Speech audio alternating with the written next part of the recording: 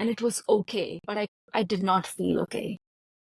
I was lost, and I was so scared that I was lost, and I did not want to feel that I was lost. So I just was like flailing about and be like, oh my God, what's my next step? Guys, hey, it's Delia. 3 quick things before this episode starts. 1, sincere apologies. The sound is slightly damaged in parts on RJ's end, but I have tried to fix it as best as possible. Hopefully not an issue. 2, I'm at home in Australia at the moment. I recorded this episode in my dad's study, and my mum crawled into the room midway through to get a recipe from the printer. Anyway, so as entertaining as that bit was, I've just cut it out. So yeah, there's like a cut, just because, I'm always like, these are unedited conversations, so if you notice an edit, you're going to be suspicious, but I have just cut that out. The last thing is, sorry, I'm recording this on my phone, hopefully outside, because I'm in Tasmania.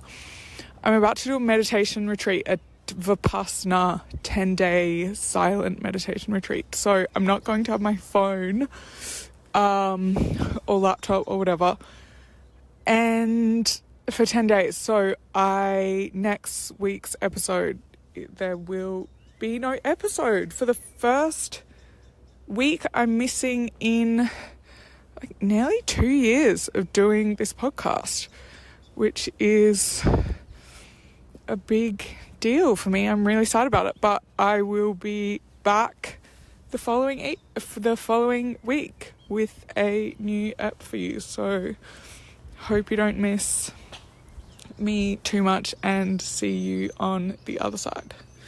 Enjoy this episode. It's a great conversation. I loved it. It's another beautiful person I met off Twitter. I'm so glad I wrote that post asking if I could learn about people's lives, and I've just met so many amazing people. So enjoy. Oh yeah, morning pages. And I was doing it, but with a timer. I'd do like 10 minutes and then just write consistently. And it was great. Yeah, 10 minutes is so good.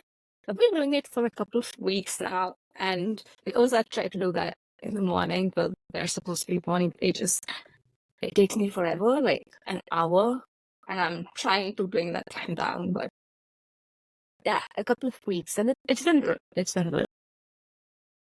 And are you going to work through the whole book and do the artist dates and everything? Yeah, I have been. Actually, it's kind of fun. I do want to stick to this and do the whole thing, because I have a track record of like starting books and not working through them completely, and I don't want that happening with this. So I'm the same. I feel like, because I get so excited by the ideas, and it's like, oh my God, cool, okay, this exercise, but then you want to like give your proper attention to it, and then you like don't end up finishing the book or something, but now I'm like, maybe I should just read the book in full, don't do any of the exercises, and then revisit if I want to, because otherwise I just have a bookshelf full of like half read books. yes, I have this problem of collecting books. Like, I have so many audiobooks that I just haven't read. And I feel like, exactly, I'm like, it's okay if I don't like soak it all in. Maybe I should just like read them. And then whatever sticks, I can go deeper and soak it in and get it. Yeah. On Audible? Or what do you use for audiobooks? On Audibles, yeah. Wow, so you make the decision, like use the credit, buy the book. That's the thing, it's the whole credit thing, right? So I feel like they just get accumulated. And so I don't want to waste them. I go buy books and they just sit there. And it's really easy to ignore them because they're in my Audible library. So I don't necessarily see them in front of me. Whereas the artist's way is I am on the paperback.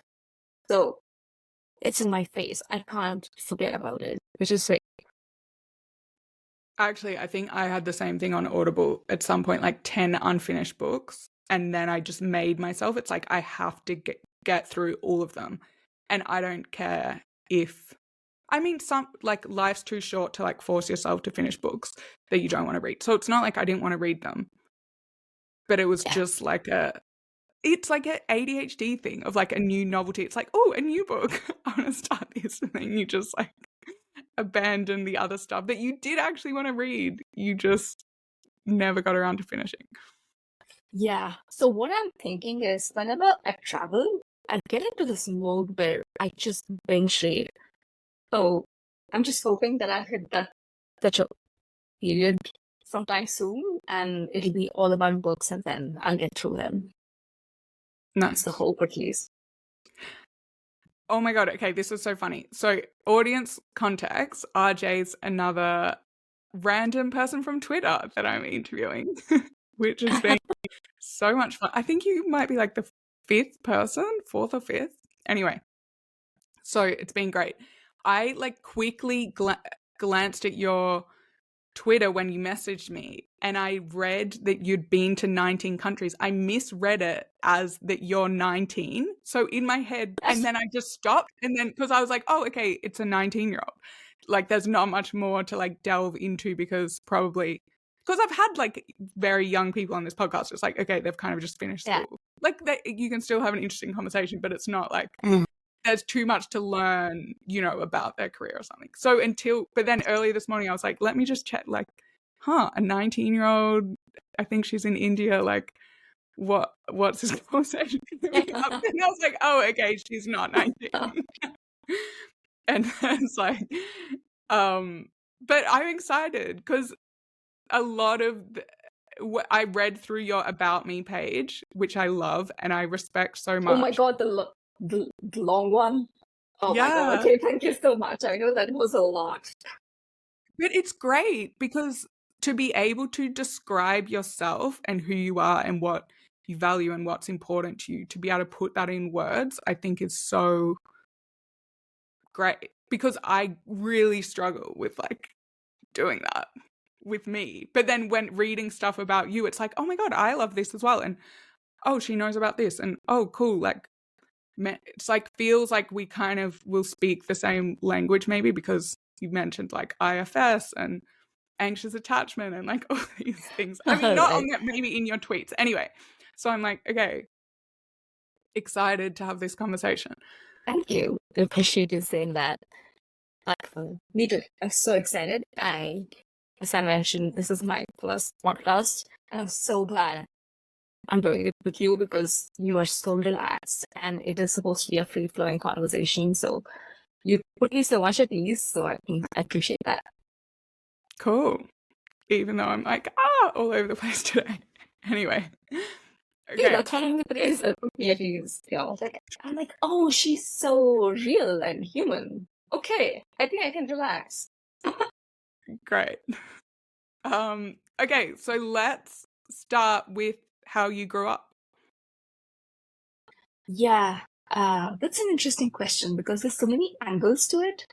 I grew up in Bangalore, India. That's where I am now. So basically, save for like 4 years when I was out of Bangalore, I pretty much have lived here. But the thing is, it's like a really great place to grow up because so many things are happening here. It's known as the Silicon Valley of India in the sense that a lot of innovation and startup stuff happens here. So even though I stepped out of the city, I came right back because this was where everything was happening and this was where I wanted to be. In terms of family, I grew up in a joint family, which is the case with, I think, a lot of Indian families. That means that my parents lived with their kids and we all like lived together. So the setup where my parents would go to work, but I had my grandparents taking care of me, and then my parents would come back. So that was the kind of setup. What else? I was a very sort of imaginative child, I would say. There would be, like, if you imagine a classroom, there would be some kids who would be completely not present. like looking out of the window all the time, and so that was me. It also meant that I had trouble like with studies and stuff early on. But then at some point I was like, oh wait, like all the stuff that I'm reading, it's actually interesting. And then I got really interested in books and studies. I did for my undergraduate, I did physics, chemistry, mathematics. There was no honors program, so it's all three of them. And I think even to this stage, okay, just absolutely love science. Then went on to do my MBA, and then gone to sales, and then on to startups, and then started my own startup, and I've got acquired, and then traveled a whole bunch. That's when, so 15 of those 19 countries happened in a year, in 2022. And yeah, here we are. I know that was like all over the place, but if you want to like focus on something, I'm happy to dive in. No, that's great, because I forgot I usually ask in this Twitter edition, because I don't know much about the person, I usually ask what they're up to now, like a 2-minute summary. So you've almost led us to the present. Right. So if you can give us that, and then I'm going to go back into your childhood. Yeah, sounds good. Right now, I've just started ghostwriting. I'm going through the Premium Ghostwriting Academy. It's a course. It's great. It's by Nicholas Cole and Dickie Bush. So it's just such a well-structured course. And I just finished my first ghostwriting project. I specifically focus on mental health and well-being.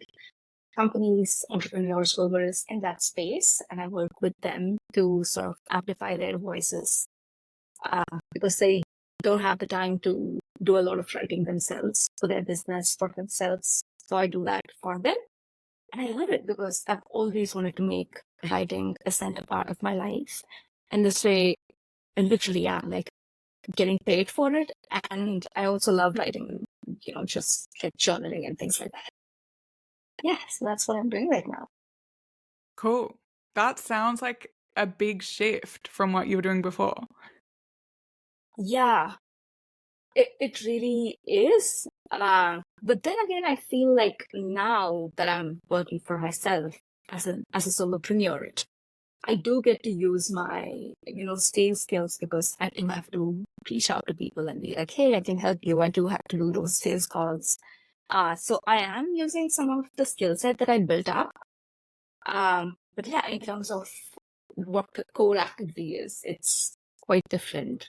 And it took a while for me to sort of arrive at this. I think all the traveling really helped because I was like, oh, I don't really feel like being in that field anymore. What do I want to do? And then slowly I just started writing and did a couple of courses. And then I was like, oh, ghostwriting. Yeah, this actually makes sense. And that's how, and it's pretty recent. So I started this in May this year. So, yeah. Cool. Okay. I'm excited to get to the point of, because I love something you wrote about having a science background, but also being like woo-woo or into like the spiritual side. And you wrote it, if light can be a particle and a wave, or a wave, like I can have both as well, which is something I really struggle with coming from a science, like I studied maths and whatever as well.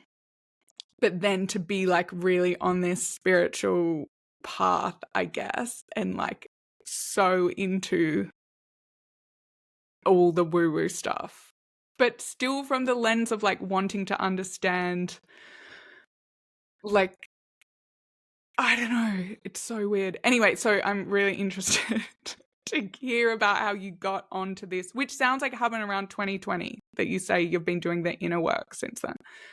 So I'm guessing. Yeah. I think until then I had some inkling as to, oh yeah, like this stuff sounds interesting. But it was more like, oh, I'm not going to talk about it. I don't know. I might just come across as really weird. And at that point, I think my social circle was also very intellectual. And I think even to the States, that is the case. But when I say intellectual, I think I'm talking about the very atheist, techie sort of group. And even now I have those friends, but I feel like social circles like expanded since 2020, because that's when I sort of like just shifted from the work that I was doing, and I was like, oh, what do I want to do now? And it really was in 2022 when I traveled to Peru, and there I participated in a bunch of like ayahuasca ceremonies. I think that was when I completely shifted to like, okay, I actually accept that there's like a higher power. I guess I sort of knew that, but it was very at a brain level until then. But it was when I really got into that, I was like, oh, I felt it in my body and it just clicked. And I was like, I realized that the reason I was so hesitant externally to say that I'm also like spiritual, I also believe in these things, was because I wasn't completely sure if it was true, you know? So I used to always say that, oh, I'm agnostic. But it was only after that that I felt like, no, I'm actually a theist. I actually believe that there is God. Although I don't say that in the sense of like Hinduism or Christianity or whatever. It's more like, oh, I do feel that there is like a larger than life, omnipresent, all loving force that is operating across the universe. So yeah, I think that shift happened in those 3 months that I spent in Peru in 2022. Cool. Okay. I'm really interested in that, but we have to go back to your childhood. Yeah, so you okay. grew up, do you have siblings? I don't. I'm the only kid. Yeah. And what do your parents do, or what did they do? My dad was a teacher and my mom was a banker. And they both retired now. And are they both from Bangalore? Yeah, yes. They are both from Bangalore, but in terms of like my dad spoke a different language, or speaks a different language rather, and my mom speaks a different language. So so the language spoken here in Bangalore, Karnataka, the state, is Kannada. And that's what my dad spoke. And my mom spoke Tamil, which is what's spoken in the neighboring state. So that way I sort of learned both the languages, which was big. Wow. And then you had to learn Hindi as well. Hindu. Yeah, in school. In school. Hindi, yeah. And English. Yes. Oh my God. Okay. No, but I feel this is sort of the context of like, I feel every Indian, like they learn Hindi and English in school and then sometimes even regional language, but I studied in like a school system run by the central government, not the state government. So there was no like regional language. There was just Hindi and English. I just so interesting now looking back because it was like half the subjects were in Hindi and half in English. So I sort of, yeah, it just picked up both pretty well. And a lot of people from the north of the country are like, oh my God, you speak Hindi so well. I was like, yeah, because I studied in this sort of school system. Interesting. Okay. And so did you live with your dad's parents? Yeah, I did. In the house that he grew up in? Yes. Yeah, it's such a thing here. So, do I find this interesting? So, the concept of arranged marriages, it's still very prevalent in India, and it was even more prevalent in my parents' generation. So my parents basically met like twice before they got married. but I don't know, like an hour each time or something like that. That's it.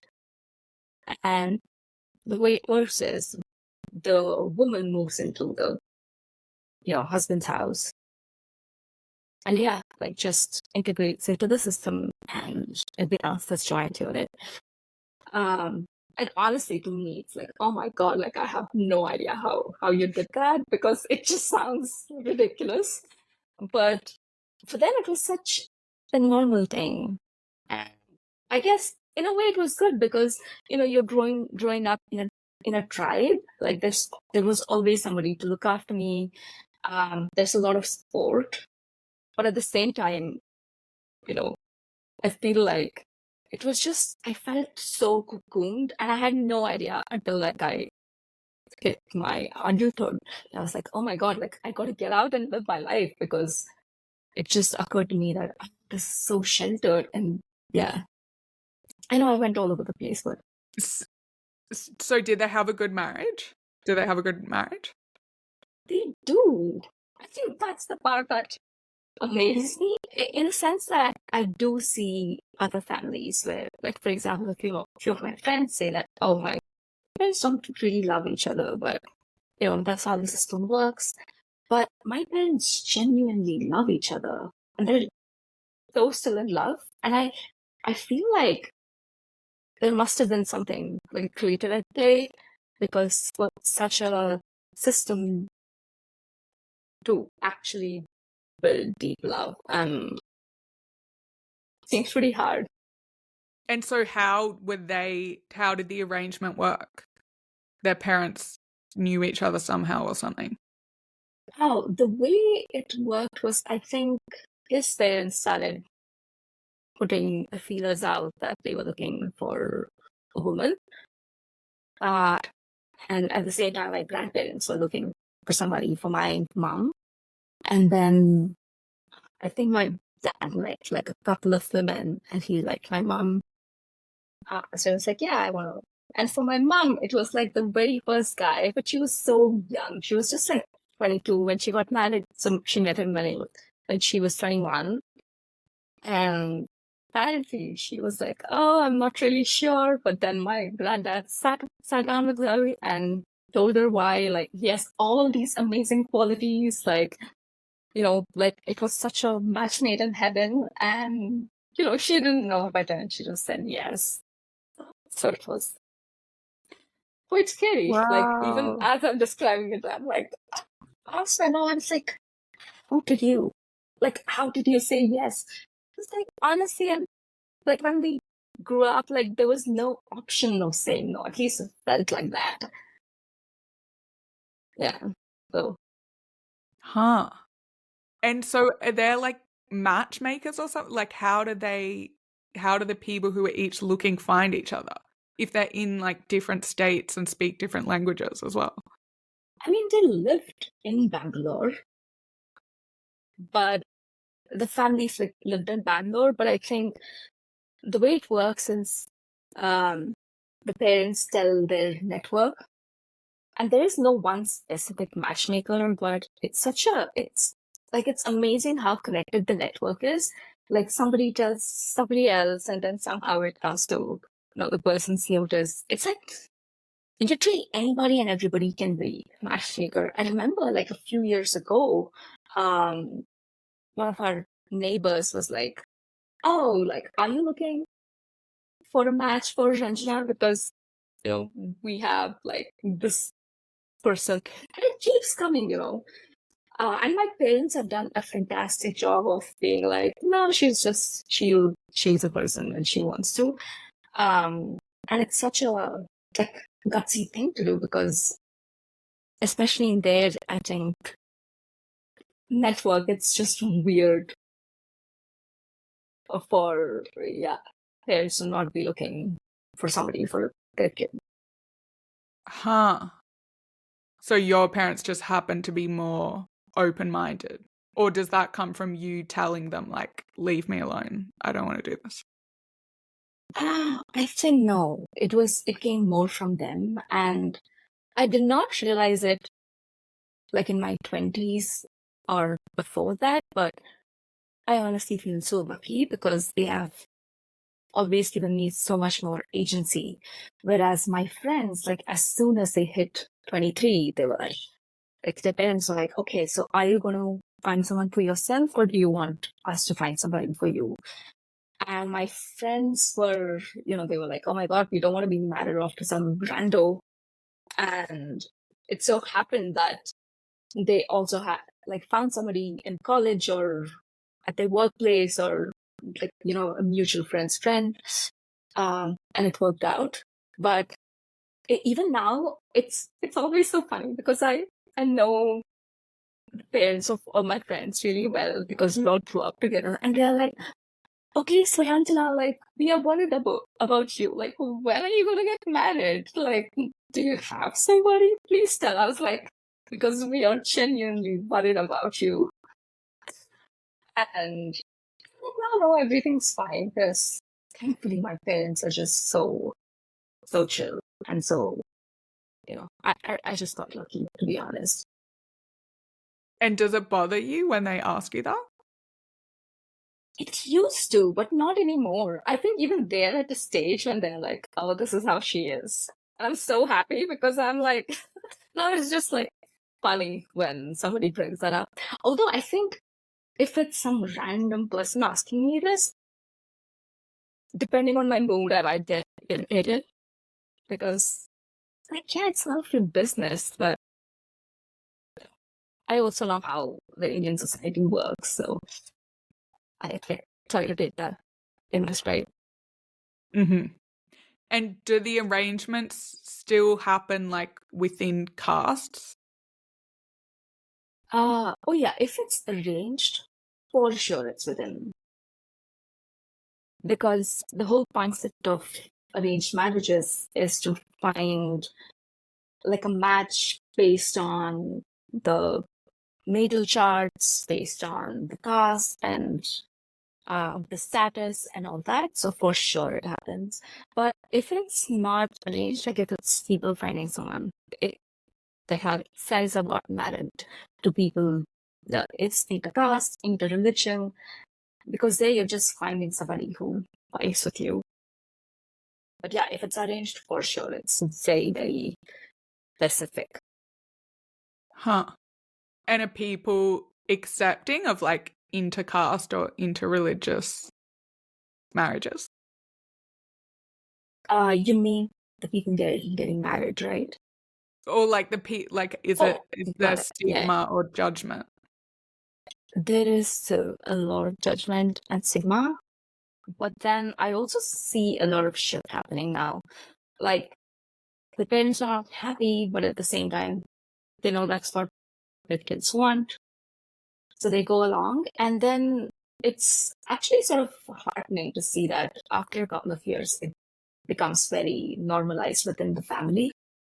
And I'm like, yeah, more of this needs to happen for the whole system to get dismantled because I personally am not for, for it to be, it's just ridiculous that any society is segregated based on caste. What? It makes no sense. Mm-hmm. And so what are the main religions in Bangalore? I would say, obviously, Hinduism. There's Christianity, there's Islam. I also see some amount of, because there's a lot of migration from the north to the south, especially to Bangalore, because it's like the IT hub of the country. So given that's the case, you'll see a lot of Sikh, Jain population. There's also some Buddhists here, which is awesome. But I would say all of these. And did you grow up with Hinduism? Yeah, as in my parents followed Hinduism, but I grew up, like, my friends were from other religions as well. Like, my best friend was Muslim. There were a lot of Christians as well. So I would say it's predominantly a Hindu population, and I grew up in a Hindu household. And did you follow, like, did religion play a big role or spirituality? initially, I think while growing up, I just followed whatever my parents were following.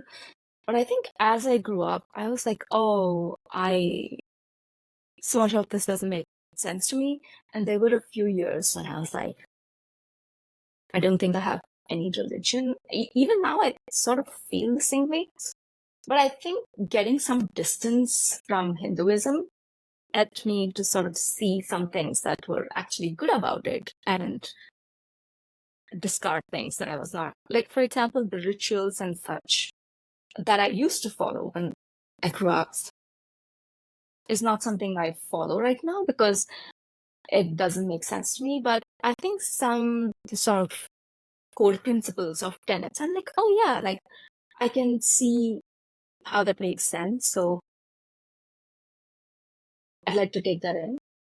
But yeah, while growing up, it was such a controlled Hindu environment.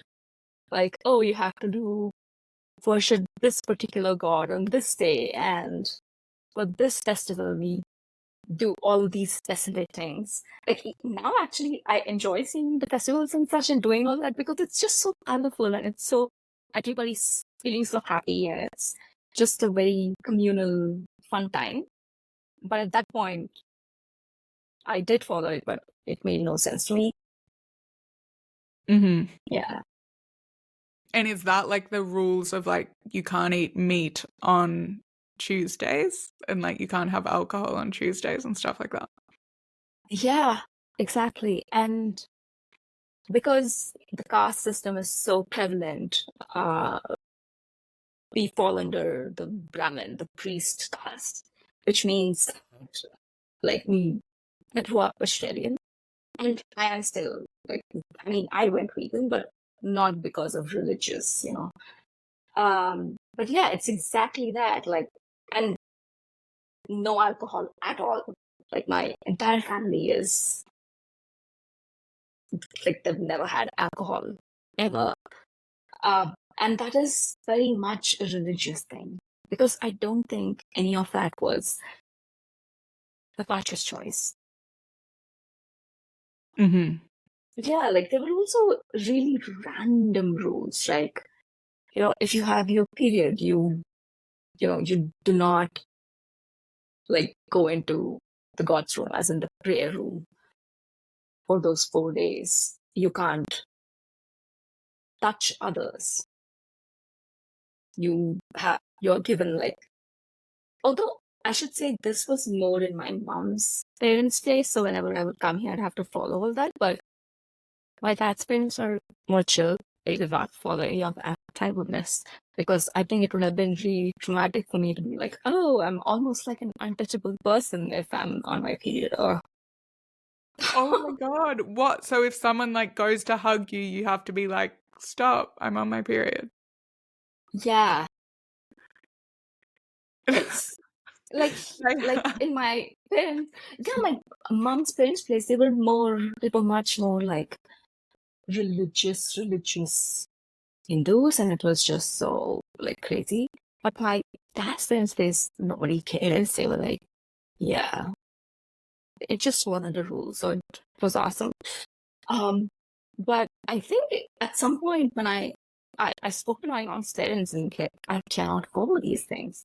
So the agreement we came to was that it's just simple that, I'm just assume I'm not on my period ever and I'll be fine. Oh my God. Amazing. They in Orthodox Judaism, they have that as well. Some people follow that. So it's like you I heard. sleep in a different bed Right. during your But I was like, oh my God. Yeah, I remember asking my friend, like, what if your mom's like really sad and she needs a hug and you're not allowed to give her a hug when she's funny. Okay. Interesting. So what do you know what it was that your parents wanted for you? I think they wanted me to study for sure. Right? basically stand on my own 2 feet. The great part was my dad's like, I don't care about whether you like get married or not, like, or what profession you want to choose, but like, yeah, study hard and do whatever you want to do well. And that was sort of the narrative my mom also told me, which was, I think, initially, I was, like I said, I was such a imaginative kid, not at all into like studies, but at some point, I started having that interest towards whatever I was studying, and then whatever it said made a lot more sense. I was like, yeah, I can, now that I feel aligned with this, I can get on with this plan, get on board with this. But that was pretty much what they said, which is wonderful because I learned Bharatanatyam, which is a South Indian dance form. Like I started learning it when I was very young. And at one point I was like, yeah, I want to actually become a dancer. I want to see if I can make this my profession. And they were very supportive. And I don't think that would be the case with a lot of Indian families, because that would be like, oh, it's not a prestigious enough life path or career path. And of course, I chose not to go down that path after like 2 years, because I was like, I don't necessarily, I just realized I did not want to make that my career. I love to dance, but I didn't want to make it the thing that would get in on my table, you know. But that was my parents. Cool. Like, study hard, just do what you want to do, but do it well. Give all of yourself to it. And so it was like a mostly happy childhood. I think so, except that I think growing up with my grandmother was really difficult because she was, she had bipolar and she would not take her meds. And it was extremely chaotic. And my parents, you know, it was, I would say, middle class Indian family. So my parents had to work. And my dad used to work like in a different state, which meant he was not around most of the time. And my mom had her job, and she would come back at like 7 p.m. or so. And I would be gone before she left for work. So I spent most of my time around my grandparents. My granddad was lovely, but my grandmother was really controlling and quite scary. Like, I mean, it's like she would, I think, fight for no reason, create chaos for no reason. And I developed a deep sense of unsafety around her. And I would be in hypervigilant mode because I'd be like, oh, is she gonna be pissed off today? What's her mood like? And she was controlling to a ridiculous degree, in the sense that she was like a cleanliness freak. And you know, as kids, of course they're messy, and of course they're not like how adults are. So she would like clean my bedroom and arrange my wardrobe, and I could not change anything in it. Like, I could not. And at one point, I remember I was in 8th grade and I was like, I'd love to have some ownership on my wardrobe. And she got so angry. And it was 2 years when my mother was transferred to a different town. Like, yeah, those 2 years were a nightmare because I was basically around my grandmother the whole time. And yeah, so when I say I felt cocoon, I felt it was very suffocating. And the way I'd started taking that out was by self-harm. And that sort of became my coping mechanism, which I had to sort of undo much later, you know, in my 20s. But yeah. Through your teenage years? I had to work through it like mostly my adulthood, because in my teenage years I was still living with my grandma. But I mean, is that when it started? Self-harm, yeah. I would say when I was 12, 13. And it became such a pattern because I would not be able to express my emotions, express my anger. So I would just like harm myself and feel the relief and then hate myself for it, and became such a vicious cycle. Could you talk to anyone about it? I don't know why I felt like I couldn't. In hindsight, I feel like my parents would have been totally understanding, especially my mother. But I just could not, because I felt like they were dealing with my grandmom so much, and I felt like, oh, I did not want to burden them. Like my grandmother would have like crazy impulses as well. She would just, and she was also very controlling of my dad. I mean, if she controlled me, I can only imagine how much she controlled her sons. Um, and like she would basically take away his salary like as soon as he got it, and she was like in charge of the money in the house, and she would just spend it on ridiculous shit and plunge us into debt. So I constantly felt like, oh, we don't have enough money. Like it was never like you're poor. It wasn't like that, but it was like like we did not, like I did not travel anywhere when I was a kid, for example. And whenever I did was like pilgrimages that my grandmother wanted to go on. In India. Like yeah, in India, and it was just, it was, I, I don't know. Sometimes it's so hard to describe because parents were cool, and yeah, by a lot of standards, I think I had an amazing childhood, but there was this one really erratic factor in my life, and I did not know like how one day would be from the next. Yeah, that must be so difficult. I can't imagine.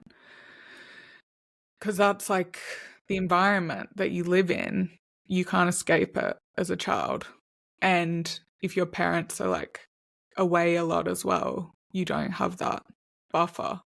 But I guess maybe like it must have been so difficult for your mum as well to be Yeah. almost, and not necessarily like it wasn't necessarily so much of her choice or what, or to be Oh, there. sure, because like her parents, even though they were like extremely religious and stuff, they used to give her a lot of agency and also tell her things like, yeah, you're like 15, 16 now. Now you have to like, if you want money to spend, you will go earn it. So she started working really early on. She's such a tomboy. And for her to go from like a environment where she was given a lot of freedom and she could do whatever, to an environment where she felt really controlled, was like, I was like, why did you never think of like divorcing, or you and dad just going to a different, like living by yourselves? She said it was just not even a thought in our minds, like especially for your dad. I mean, and it's also the fact that she really loved him. Of course, that impacts things, But for my dad, if he was constantly controlled since he was a kid, I don't think he even realized that he had the power of the agency to go. And that sort of, after a while, it sort of gets into your head as well. That's what happened to my mother. And it was, I remember like there wouldn't be a day when she wouldn't cry, because my grandmother would just like start yelling. And she would literally do crazy things like take the food that my mom's made and just throw it across the floor. Like for no rhyme or reason, right? So for my mother, yeah, it was so difficult. And for both her and me, it was such a relief when my grandmom passed away. Of course, I loved my grandmother, but also it was such a confusing relationship. There was so much in it that I felt a sense of relief and peace. Grandmother passed away when I was, I think, 20, like 19, 20. And it was like such a relief. And definitely there was a before and after for both my mother and me. Like there was life before my grandmom passed away and life after. And life after was so much better. And for your dad and grandpa as well? For my dad, I think he was more heartbroken in the sense that he was such a mama's boy, in a sense. And even for my granddad, I would say he was also quite heartbroken because his life had become about dealing with conflicts. And so now he was like, oh, conflicts are all gone. How do I live my life now? And it took him a while to accepting that. But after that, even he sort of started opening up more. I would say there was just so much peace. I was like, whoa, that this is possible in a household? Like, yeah. But then, yeah, it was harder, but I think overall, everyone did so much better. I guess because if it was like they were so devoted to her, then it's almost like they were kind of blind to her outbursts or something, or they kind of excused it or something. Whereas for you and your mum, you're like more outside and it's just like, what is going on? It's not acceptable. Yeah, it was like, honestly, childhood was so much about like, it was like it was all about my grandmother. And everybody had to caretake, had to contort themselves. So for my grandfather and my dad, that was the status quo. Like it was how things always were. But for my mother, she grew up in a very different environment. She was like, what is this? And even for me, because I saw different life stories of my friends, and I was like, oh, it really seems like my life is irregular. Like what happens at home is irregular. Do you know much about how your grandma grew up, or like what made her struggle like that? I think some of it was genetic. Her dad was clinically depressed, and she also lost her first baby pretty soon. And I know that really impacted her and exacerbated her bipolar. But after that, and she sort of had to take care of like 8 brothers and sisters, and it was all on her. So she sort of got into this position of power. Yeah, she did a lot, but also she became almost this matriarch who had to be very controlling and had to, make sure that food was on the table and everybody was okay and everybody survived. And my granddad was out on work for the most part. Like he wasn't around. I think it was only after he retired that he truly was back. So yeah, like a lot of, maybe too much agency with a lot of responsibility and a position of power with mental health issues. Mm-hmm. And so your dad had siblings? One sibling, yeah. He has brother, but my uncle has always lived outside India. Like he stepped out when to do his masters and is then out ever since. Got it. Otherwise, how does it work of like which sons stay with the parents? If there's more than one? Well, usually both. When joint families can get really big in India, like, everyone's staying together. It's usually like a massive house and you're with your cousins and everybody else.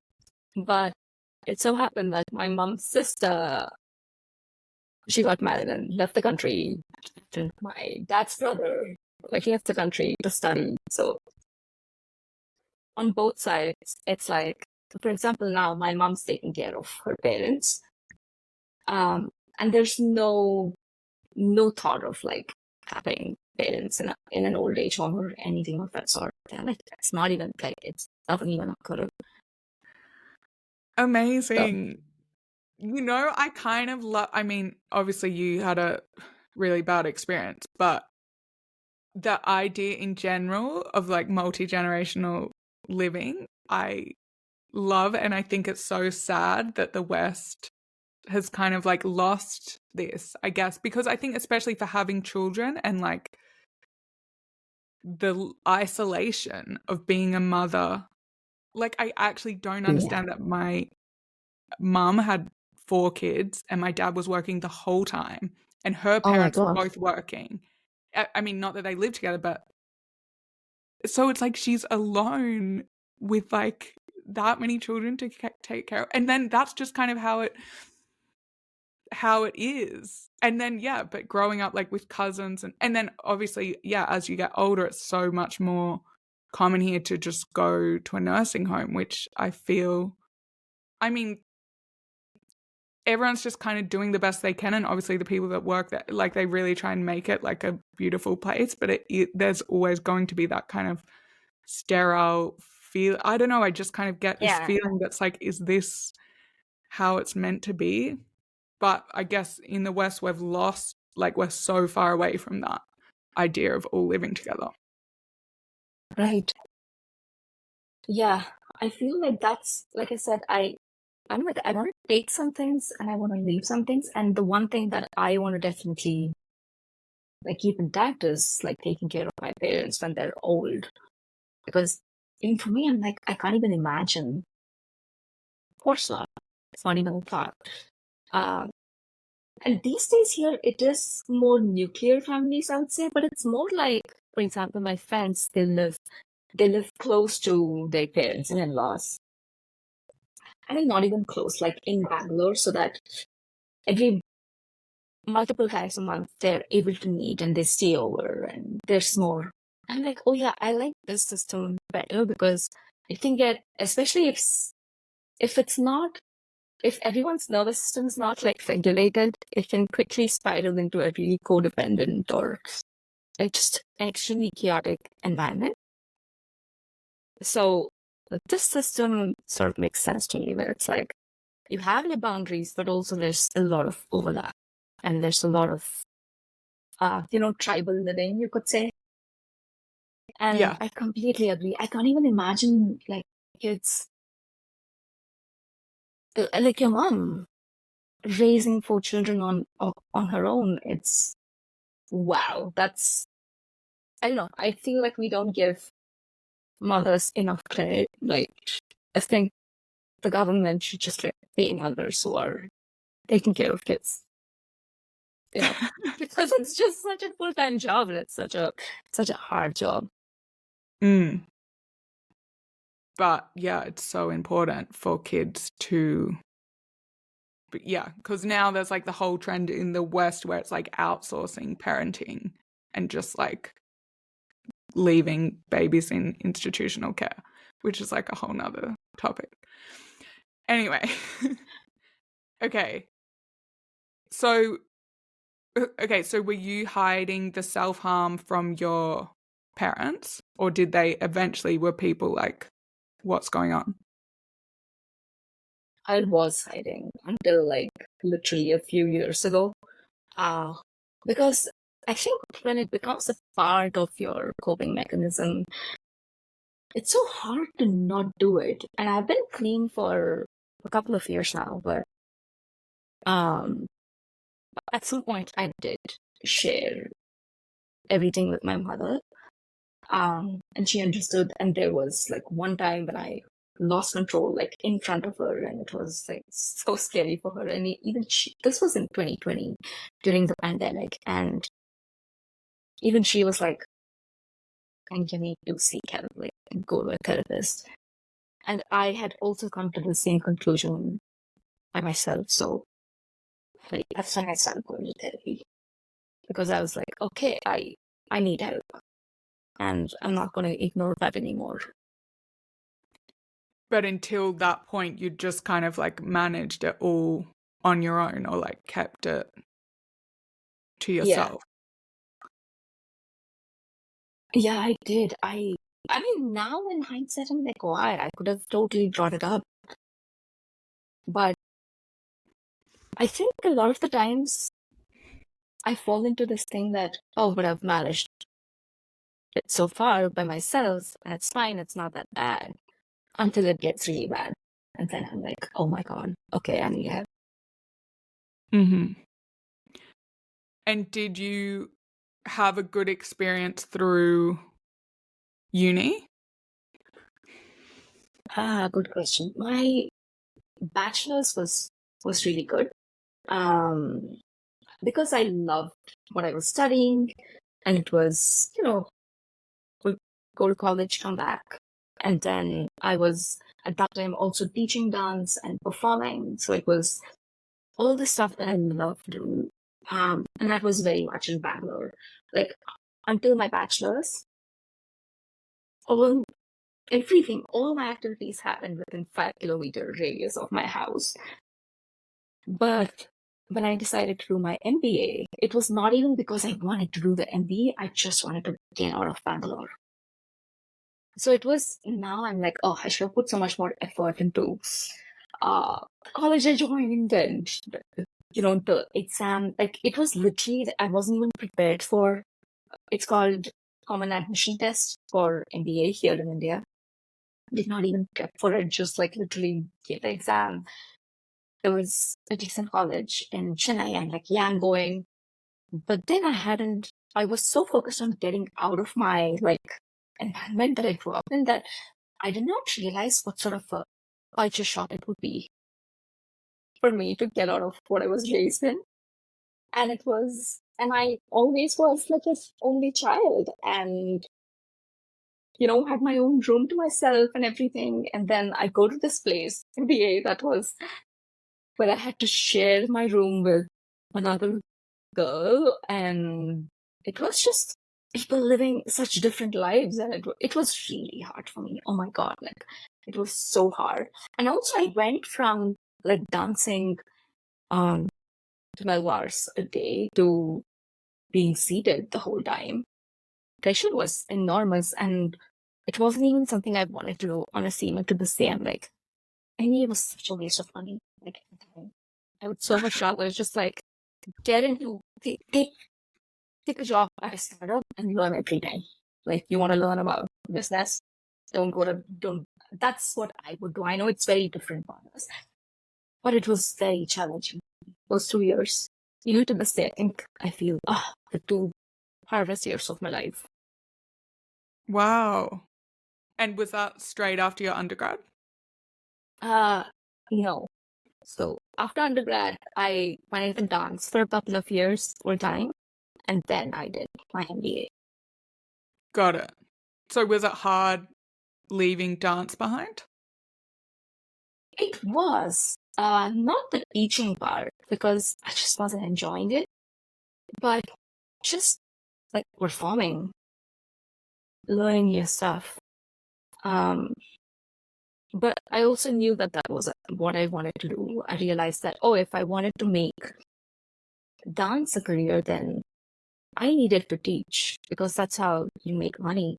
And I think I just did not like making something that into a way I earn money, because I just started putting so much pressure on myself.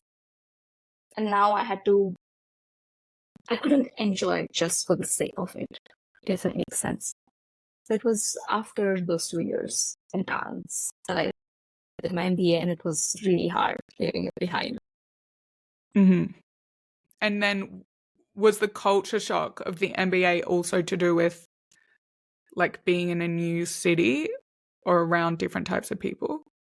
Or was it just All of it. Because Bangalore, It's such an outlier in terms of cities because even weather-wise, it's really pleasant.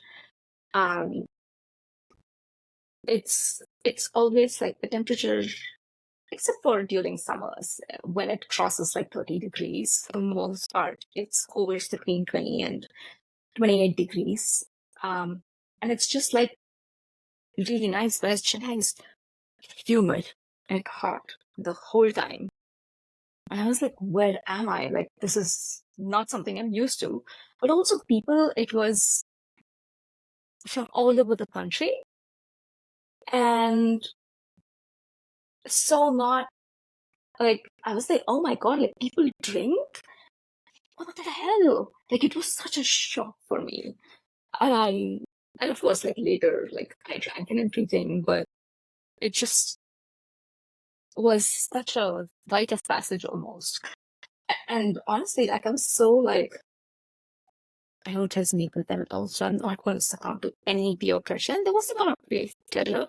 But then I think my reaction to any sort of pressure is usually like, I want to dig my heels in further and not budge. Um, but yeah, the way it was such a cocoon that I was raised in that, oh, girls are like, I've not had a relationship until then. And it was just, I did not have a relationship in MBA either. Again, I think mostly due to my stubbornness. But it also was helpful in the sense that it exposed me to so much that later I was like, oh, okay, my getting a job and, work life became so much easier because of that. Cool. So did you stay there after it for a couple of I years? stayed. I did. I got a job. So this institute was a little outside the city, and we had to live in on the campus and stuff.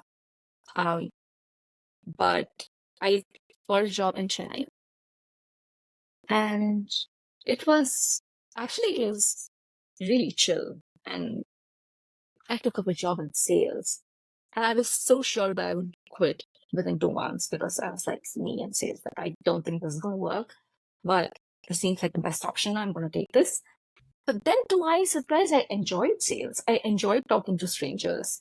And the best part to me was I was such an anxious person at that point where I realized that, oh, the other person doesn't know that I'm anxious and nervous and all of these other things.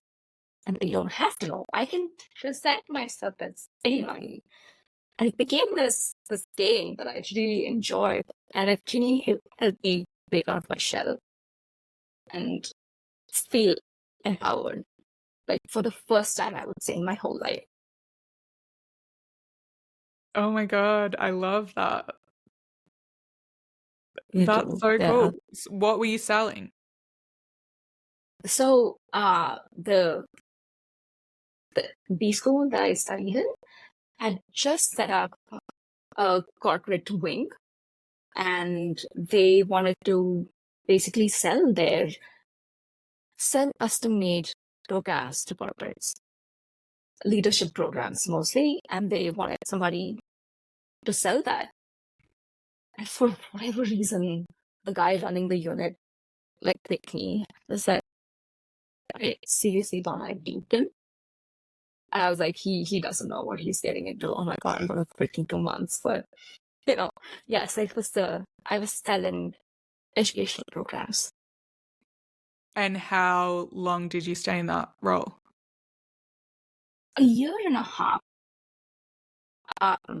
Because by then I was like, ooh, startups. So the person who was was also an angel investor. And he really took me under his wing. And he was also a part of like an angel network. So he would rope me in to, like, he would give me homework. He's like, go do some market research on this or figure out the total addressable market. And he would, so I was like, oh, there's this whole world of startups that I had no idea about.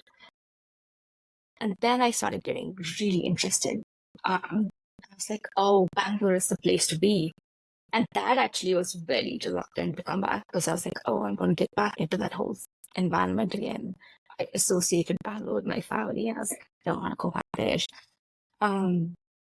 But then I did find a job in Bangalore, and I told my parents I did not want to move with them anymore. And by the time my grandmother was not around as well, and to their credit, my parents were supportive. So I just went by myself, got a job at a startup. Amazing. And then you ended up founding your own startup at some point, co-founding. Yeah, that was interesting because I got a job at a startup that researched other startups. So they had a product that was used by VCs and corporate dev teams, IBs. And I was in this unique position where I could talk to the analysts within startup and had access to the product, which was awesome. And I was selling my customers were VCs for the most part. And I sold mostly to Indian VCs as well as Europe and Southeast Asia, not so much in the US or in North America. But then there was a team in North America and it was like really small. So I was helping them out with a bunch of things. And the head of sales over there and I connected really well. So at one point we were like, oh, you know what? We should just like jump out and start our own startup.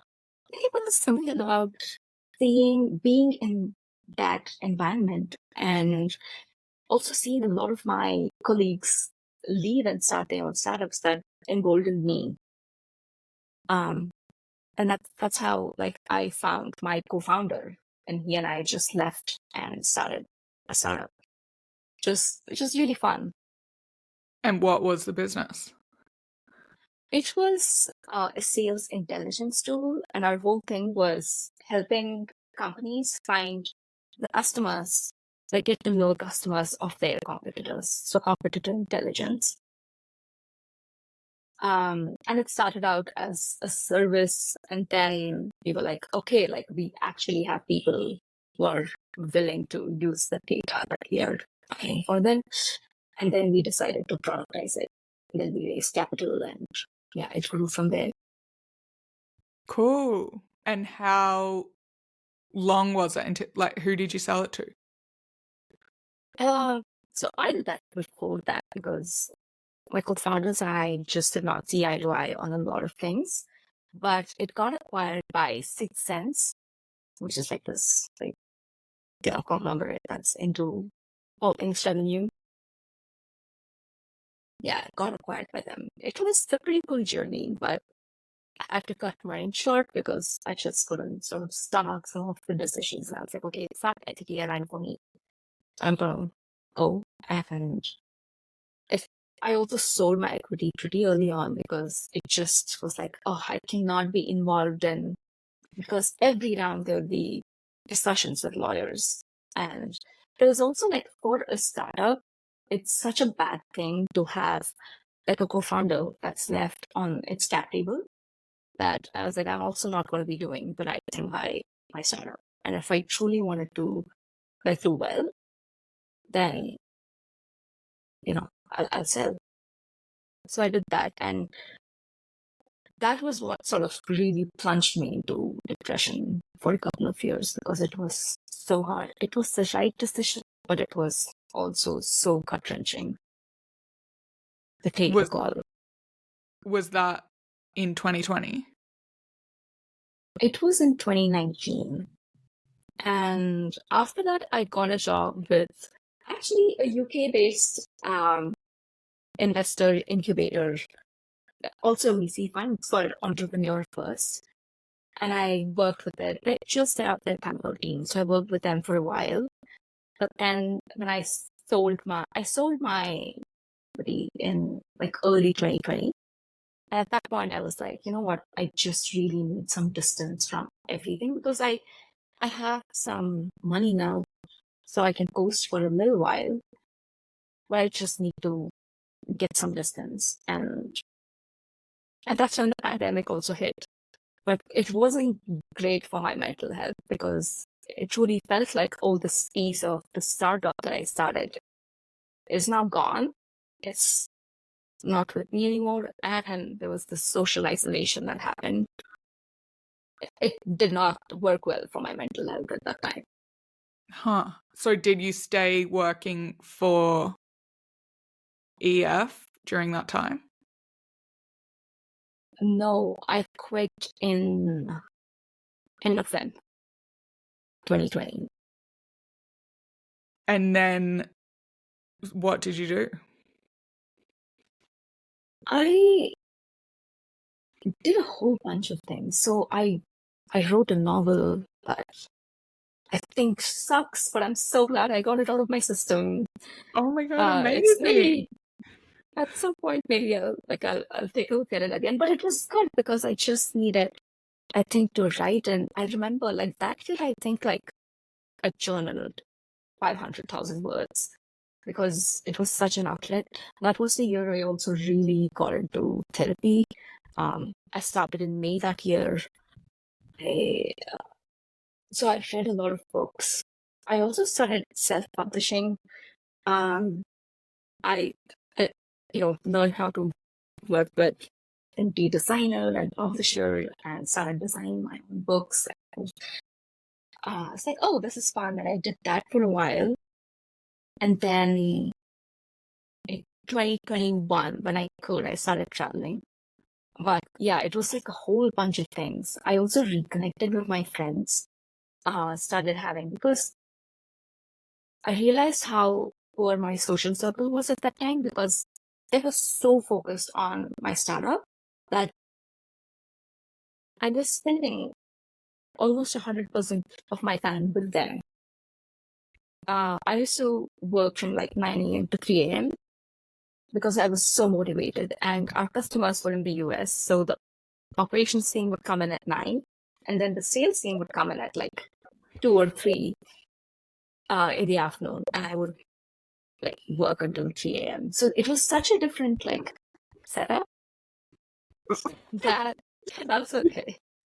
Sorry, Is it a cat?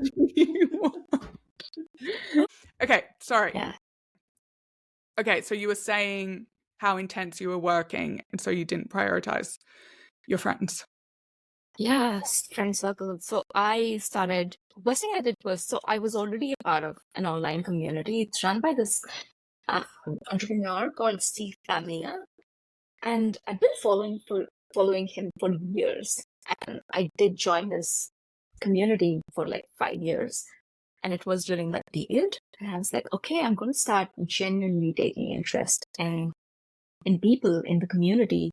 I start connecting with them one-on-one. And it was also the pandemic. So it was such a good time to do that. And I'm so glad I capitalized on that. So I connected with a lot of people from there one-on-one. And it was a global community. And I also connected more with my school friends and my family. So generally, I used the next couple of years to really create a whole new social circle for myself. And that was so good for me, for my mental health, and just for getting me out of my attachment with my startup and the people from there. And did you feel like you could give yourself that time? Like, were you getting pressure from anywhere of like, what are you doing? What's the next step? I guess it was good in COVID because it was kind of like everything felt like a bit on pause. Yeah, I think most of the pressure came from myself. I mean, in hindsight, I was like, oh, I could have been so much more relaxed during that time, but I wasn't. I was like, oh, I got to figure out what next. Also, almost like in a way to show myself that I'm not completely lost without. But the truth was, I was lost, and it was okay, but I did not feel okay. I was lost, and I was so scared that I was lost, and I did not want to feel that I was lost. So I just was like flailing about and be like, oh my God, what's my next step? And it was so difficult. My boss, my ex-boss from EF reached out saying that hey, Bangalore, like you're still in that mindset now. Do you want to like come back and work? And that put so much pressure. I was like, oh my God, I still haven't figured it out. I do want to go back, but I haven't, like, and I put extra pressure on myself. And it honestly was so useless to do that. Was that around your Saturn return? Oh no, actually, it's only recently that I started getting into astrology a little bit. But I want to check that. I'm going to check that. I Who like knows? don't. Maybe. Yeah, I like don't know loads about it either, but I'm just like interesting to think about. Okay, yeah, I had a really similar thing to you at a similar timing, so Oh, interesting. really? Oh, that's interesting. I want to hear all about it. Just honestly, to be like, oh, I wasn't the only person going through crap at that time. And I know that's the case, but still, Yeah. And then the decision to travel. Wait, so you were putting pressure on yourself, but like your parents and stuff were supportive of you figuring it out? Yeah, my mom actually was like she was very worried when I was running my startup because like I said, I was working from like 9 to 3 and I was working on weekends as well. And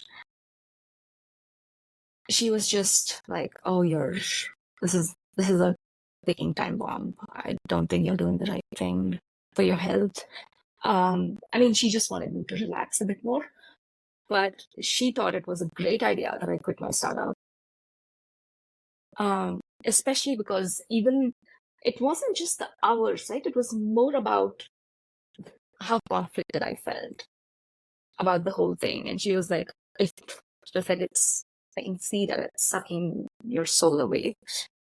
And because of what sort of the self-harm thing that happened in April of 2020, she was so supportive of me just taking some time off and getting into therapy, and she just wanted me to relax. And it took me a while to even learn to let go and relax. Like I had no idea how to do that. Like I used to feel so fidgety and like why am I not like why am I just sitting? Why am I not listening to a podcast? Or why am I not like doing something? Because I felt any minute I was not doing something was wasted. I wore the whole hustle culture, but it was like a badge of honor. It was like, yeah, like I can really do things. I can really make things happen or whatever. So without that, my whole identity was gone. And my mom was like, oh my God, like, you need to realize that you're so much more than just like a job or a title. Yeah. Oh my God, okay, this is so similar to me. Oh my God. Okay. I'll have to voice note you about it or something. Anyway. Yes, please. Yeah. So and then what led you to Peru? So a friend of mine had traveled to Peru, actually a couple of friends, and they both had like glowing things to say about what it did for their mental health, like working with ayahuasca and other psychedelics. But then I was so like scared. I'm like I'm never gonna like what nonsense. Like I'm not gonna. I think I was really scared that I had this, and my habit change like that thing with depression. And for the longest time, I was like, my grandma was like this, so I will not be like that. I think that was also the reason why I had not gotten into therapy for real before, because thinking that I needed help meant that there was something wrong with me. That was the way I was describing it to myself. But then my friends were like, no, actually, it can be super helpful. And it was in 2021, I did LSD for the first time. And it really helped me. Like it changed so many things. And I think that sort of opened me up to be like, okay, if there is this ayahuasca thing that they talk about, maybe I should start researching it. So in 2022 June, I booked like a retreat in Peru, and I was like really scared. But then I got there, and it was a great center, and it was so helpful. It did for me what like years of therapy couldn't. I mean, therapy was had its space, and it was so helpful, but it was just a different type of work that plant medicines do, I think. Have you ever like tried plant medicine? I wonder. Yeah. Psilocybin, mushrooms helped me a lot with depression. But it's interesting, Nice. yeah, when I think about it, it's like, wow, mushrooms help so much, but IFS helps so much as well. But then when I think about all the Yeah. years of therapy, it is like a journey, and it's like you kind of have to do these other bits until because it kind of has to come together. The timing has to be right, the place. Because when I first started doing it, or like the first couple of trips I had, I just thought like, oh my God, this will cure the world. Like everyone has to do mushrooms, and then like we'll all just be like so loving towards each other, and like all conflict will end, and like all this stuff.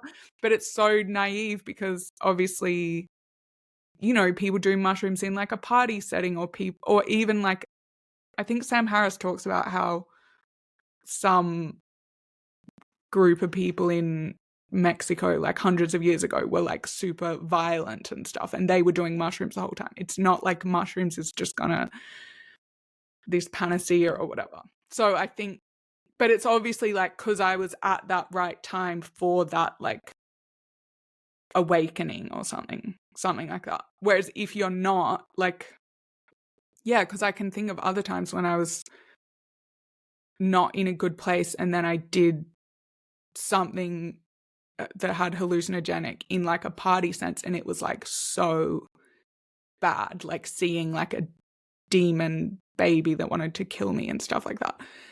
So it's like, obviously you can't just, for someone who maybe needs to go through a couple of years or something of therapy or something to get to the point. I don't know. Right.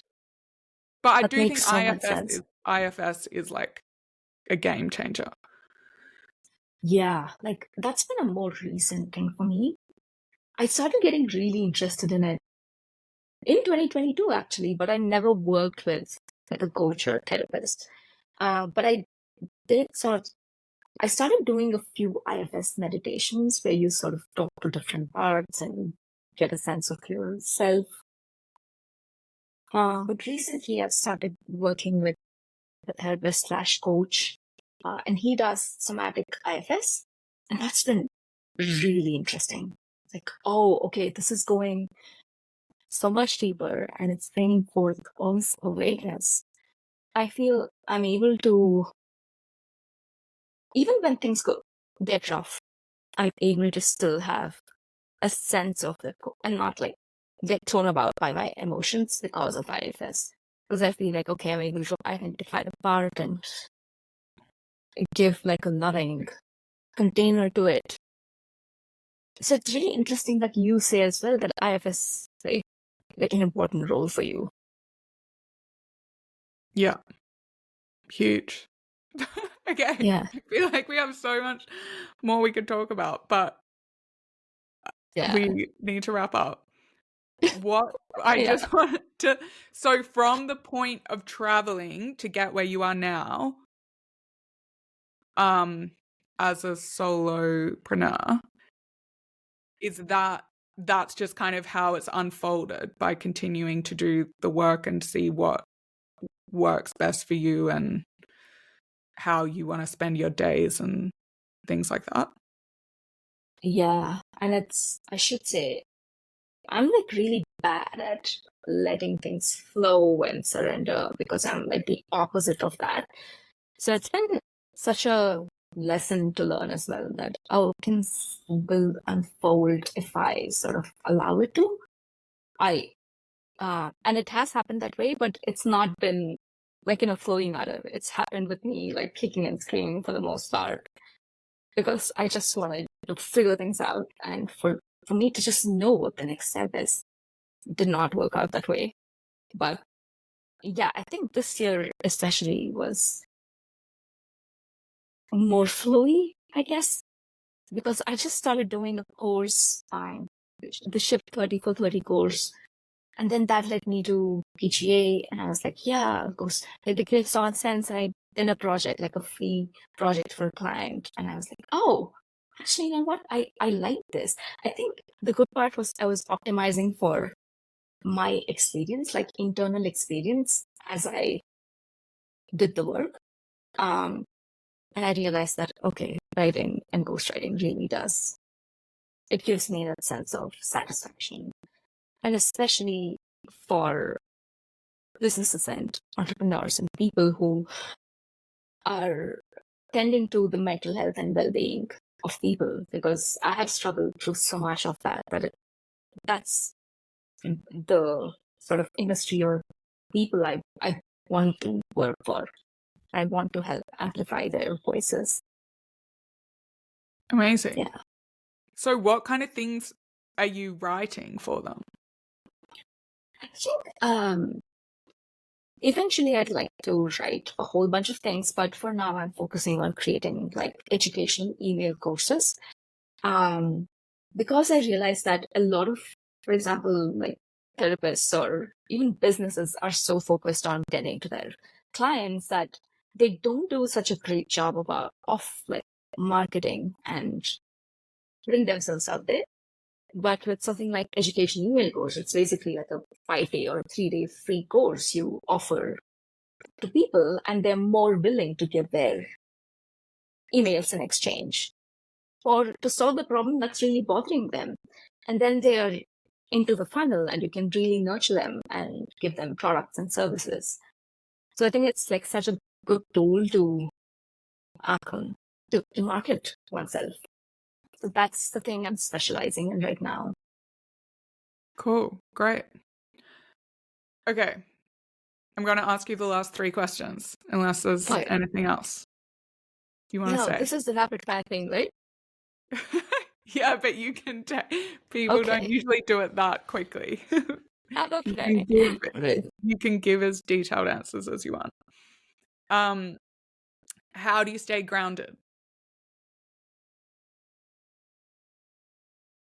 I do some sort of physical activity. I'm talking about it and like how to ground myself, like in the moment. Physical activity or meditation.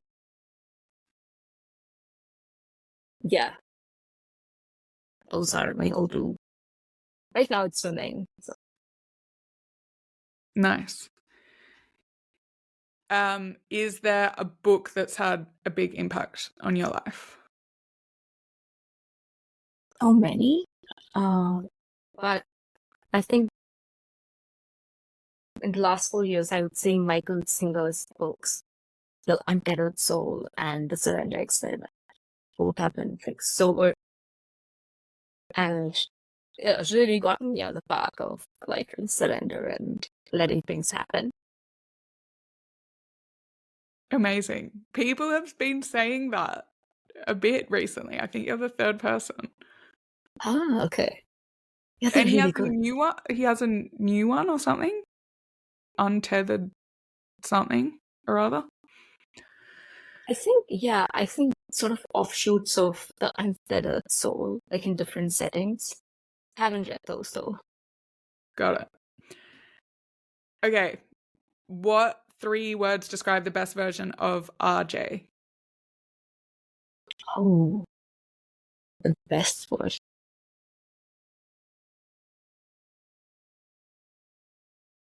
God, I feel like I should know this, but let me take a stab at it. I would say empathy.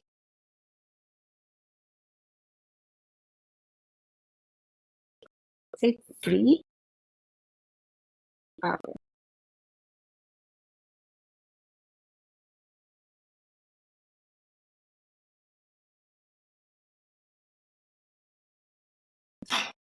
what's the third word? Pronoia, as in feeling that the universe is always on my side. I'd say the best version of me is constantly in that state. But she just exudes that. She just knows it. Yes, I love that. I just learned what that word meant recently.